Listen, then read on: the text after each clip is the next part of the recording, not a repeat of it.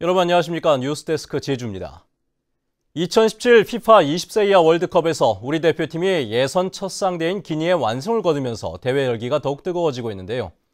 제주에서 열린 외국 팀들의 경기에도 미래의 세계 축구 스타들을 만나려는 팬들이 몰려 성황을 이뤘습니다. 박주영 기자입니다.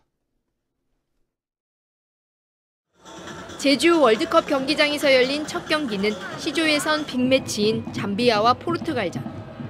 모처럼 열린 축구 국제 경기에 경기장 앞은 시작 전부터 응원을 나온 시민과 외국인들로 북적거렸습니다.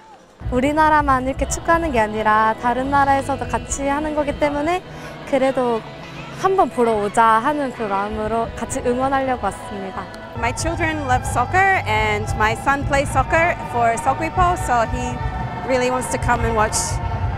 경기장 입구에는 대규모 이벤트 부스가 축구 팬들을 사로잡았습니다.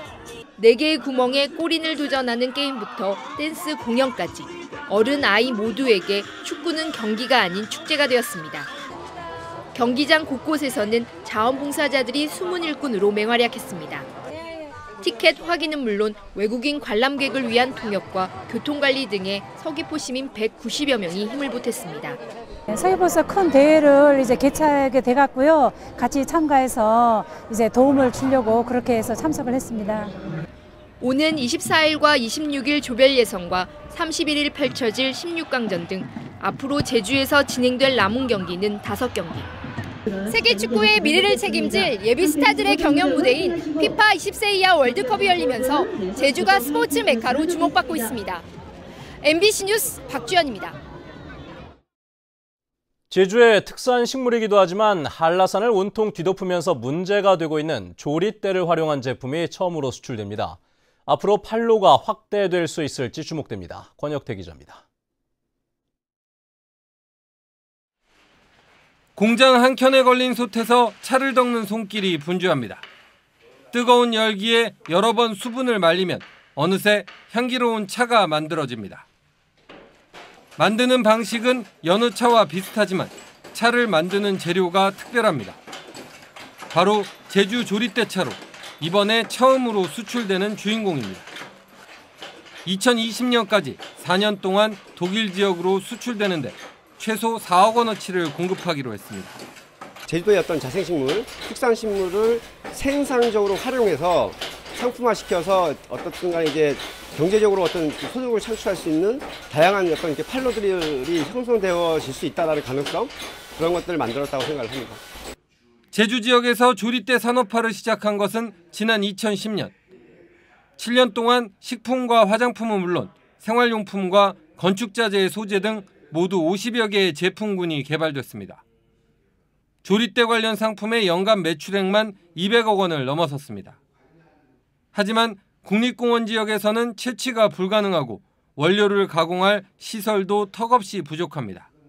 육지에서도 많이 이렇게 소재로 쓰려 하더라도 이거를 가공해야 되는데 그 가공하는 여러 가지 이렇게 인프라들이 있어야 되는데 그것들이 없거든요. 그래서 한라산 1700m 이상까지 빼곡히 들어차면서 천덕꾸러기 취급을 받고 있는 조리대가 앞으로 어떤 변신을 할 수 있을지 주목됩니다.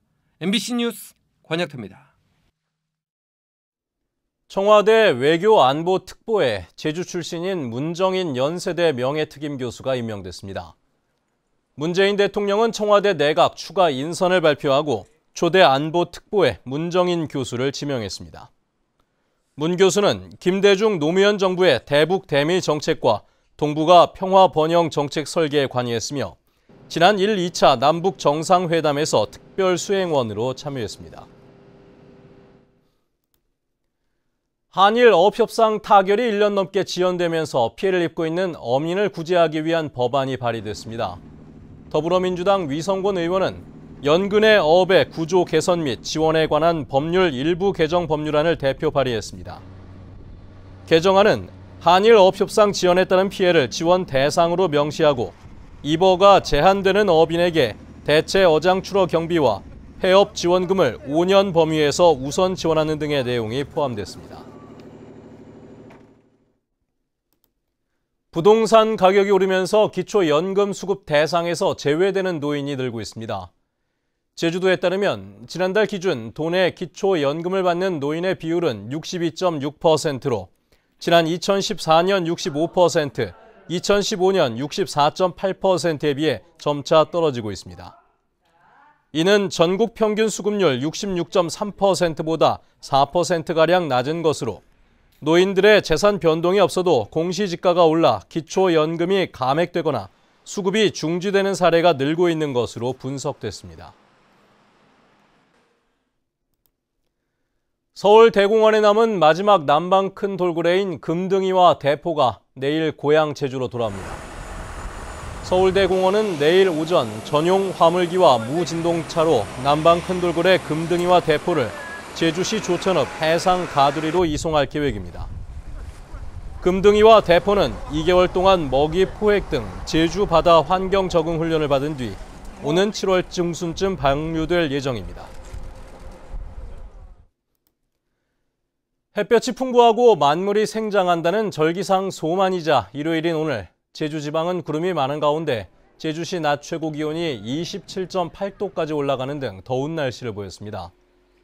월요일인 내일도 대체로 맑은 날씨가 이어지겠으며 당분간 일교차가 크고 대기가 건조해져 산불 등 화재 예방에 주의해달라고 기상청은 당부했습니다. 한편 해상에는 내일과 모레 곳에 따라 안개가 끼고 제주도 남쪽 먼 바다에는 바람이 차차 강해지며 물결이 높아지겠습니다. 제주도는 여름철을 앞두고 비브리오 폐혈증균 증식에 따른 환자 발생에 주의를 당부했습니다. 감염병 감시 자료에 따르면 매년 국내 비브리오 폐혈증 첫 환자는 5월에서 7월 중 발생했지만 올해는 지난달에 첫 환자가 발생했습니다.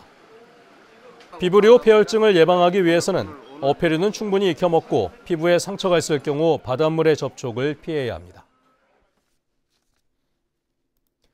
제주도 소방안전본부는 온열 질환자 발생에 대비해 오는 9월까지 폭염 대응 구급활동 대책을 추진합니다. 소방본부는 도내 구급차 30대, 생리식염수 등 구급장비를 비치하고 무더위 취약계층에 대한 순찰을 강화할 계획입니다. 또 119 센터에서는 온열 질환 증상과 응급처치 방법을 안내할 방침입니다. 제주 지역의 화장 수요가 크게 늘면서 양지공원 시설 확충 사업이 추진됩니다. 제주도는 양지공원 봉안시설이 내년 말에 조기 만장될 것으로 예상돼 제3봉안단을 증축하기로 했습니다. 뉴스데스크 제주였습니다. 여러분 고맙습니다.